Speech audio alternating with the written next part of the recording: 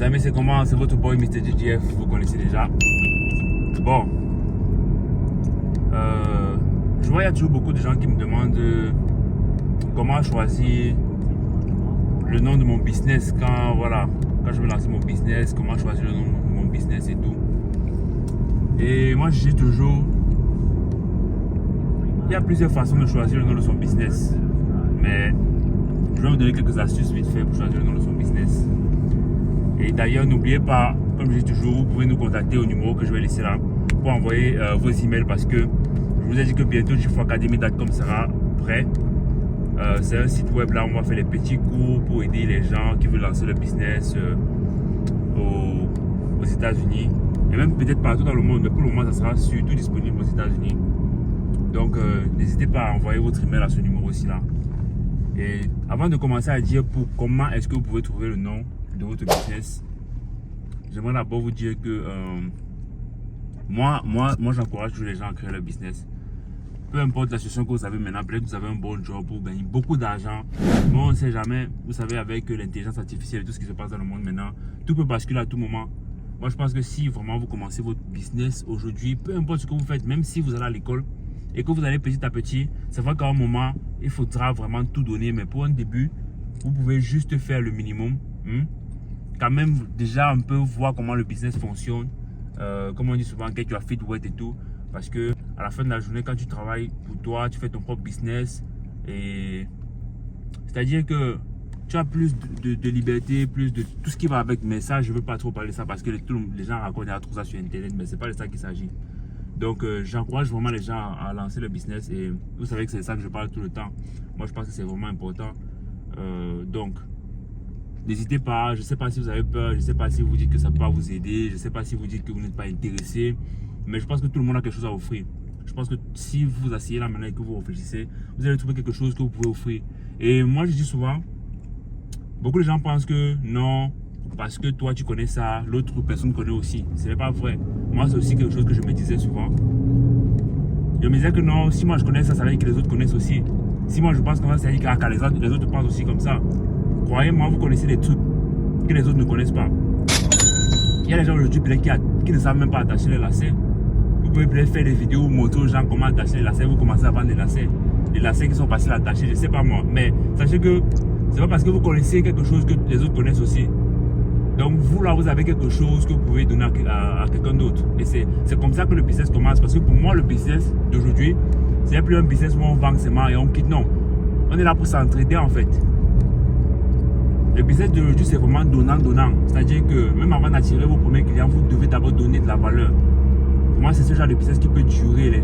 À partir de ça, comment dire.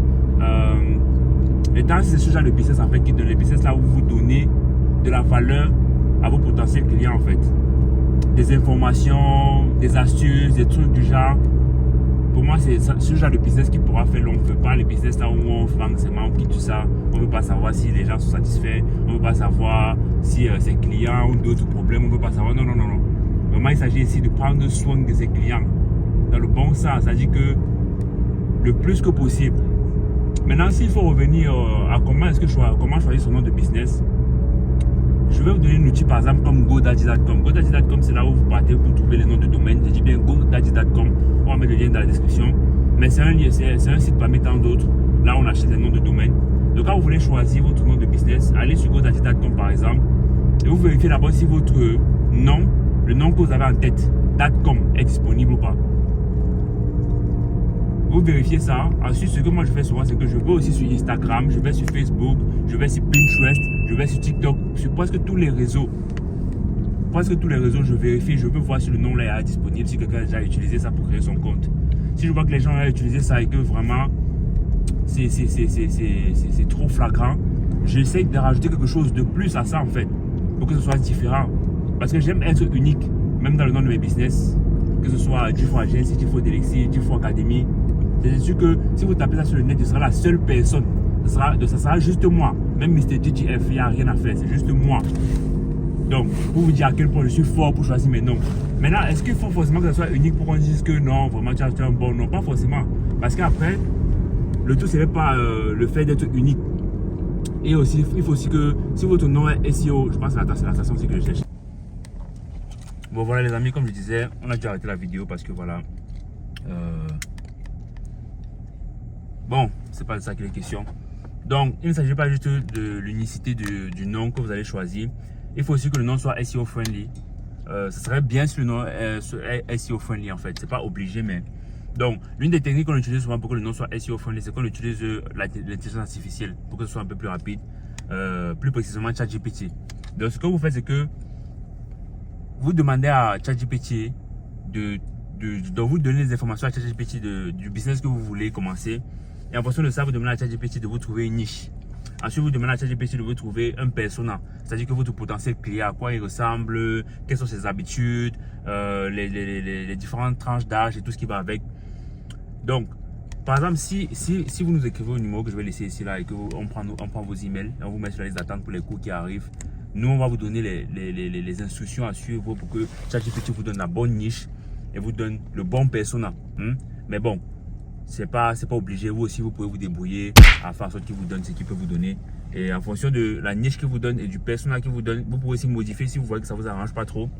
En fonction de ces deux choses-là, vous pouvez demander maintenant à ChatGPT de vous produire un nom en fonction du service que vous voulez produire, de la niche et du persona que ChatGPT vous a proposé. Donc, ChatGPT va prendre toutes ces informations-là et va analyser. Et en fonction de ça, comme je dis toujours, il faut demander souvent à ChatGPT de act as a certain type of people, right? Or a certain type of person. Donc, vous demandez à ChatGPT d'agir comme une personne en particulier, que agir peut-être comme un professional marketer ou comme un professional copywriter. Ou donc vous ajoutez ça et ensuite avec la niche et le persona, ça va faire en sorte que ChatGPT va vous produire un nom qui est vraiment SEO friendly. Si vous trouvez le bon moyen de lui demander ce que je vous demande là, il va vous donner un nom qui est SEO friendly. Un nom qui est SEO friendly, ça veut dire quoi? Par exemple, si vous voulez par exemple vendre des huiles de parfum et que vous savez en anglais, huile de parfum c'est perfume oil, right? Donc, un nom qui sera SEO friendly pour un business d'huile de parfum, ce sera par exemple perfumeoil.com ou oilperfume.com. Vous voyez ce que je veux dire? Donc, c'est ça qu'on appelle un nom SEO friendly. Et avec toutes les informations, si vous suivez toutes les instructions que je vous ai données, ChatGPT va vous proposer des noms qui sont SEO friendly. Et vous allez choisir un parmi. Moi, personnellement, des fois, je ne mise pas trop sur le SEO friendly parce que après, je travaille ça autrement. J'ai ma manière à moi de travailler ça autrement après. Donc, sur le nom, moi, je préfère avoir quelque chose qui est unique. Voilà. Donc, on a déjà parcouru les deux moyens. Soit vous choisissez quelque chose qui est unique, soit vous choisissez quelque chose qui est SEO friendly. Mais vous pouvez aussi avoir quelque chose qui est SEO friendly et unique. Vous pouvez avoir les deux en même temps si vous prenez le temps de chercher. Mais comme je dis, c'est souvent important de parcourir tous les réseaux et se rassurer que votre nom n'est pas déjà utilisé. Et comme je dis souvent, quand vous voulez lancer le premier business, c'est souvent bien de choisir seulement trois réseaux. Vous pouvez avoir Instagram, TikTok et Facebook. Ou vous pouvez avoir Facebook, Pinterest et Snapchat. Je sais pas, choisissez trois réseaux. Être partout en même temps au début, ça dépend. C'est pas pour tout le monde. C'est pas évident. En fonction de votre niche, votre persona et tout, vous devez choisir les réseaux qui vont vraiment être bons pour vous au départ. N'essayez pas d'être partout. Donc, comme je dis, désolé de me répéter plusieurs fois, mais voilà, ce sont les différentes manières que vous pouvez utiliser, les différents moyens ou différents outils que vous pouvez utiliser pour trouver le nom de votre business. Et jusqu'ici, moi, comme je vous l'ai dit, mes noms sont uniques et je suis en train de travailler pour qu'il soit pour que le website en lui-même soit SEO friendly et tout ce qu'on fait soit SEO friendly. Mais le nom en lui-même, moi, j'ai misé sur l'unicité. Voilà.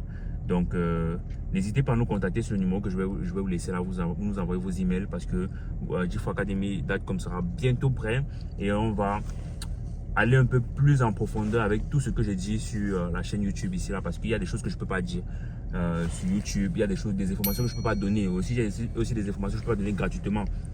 Donc avec ce que je donne déjà gratuit, vous pouvez vous débrouiller, mais si vous voulez plus, n'hésitez pas à nous contacter avec le numéro que je vais laisser là, et là on va vous mettre sur la liste d'attente pour quand le website va launcher qui sera prêt. Quand ça ne tient, n'hésitez pas à vous abonner, activer la cloche de notification et voilà, vous connaissez déjà. Allez-y, je sais que vous savez ce qu'il vous reste à faire. On se retrouve pour la prochaine vidéo très bientôt. C'est votre gars, Mr. GGF. On est ensemble. Enfin l'année d'eau, on n'a pas le temps d'une bolo. Ma tête elle est dure, un peu comme le corps de Golo. Je souris toujours, malgré tout, comme un golo. On n'a pas le temps, mais on nous dit d'aller mollo. Je m'en pour l'auto pour devenir millionnaire, moi. Le travail travaille le flex, un jour ça va le faire, ouais. Bébé, si tu m'aimes, n'attends pas que ce soit pareil. Comme technicien, je renvoie jamais l'appareil.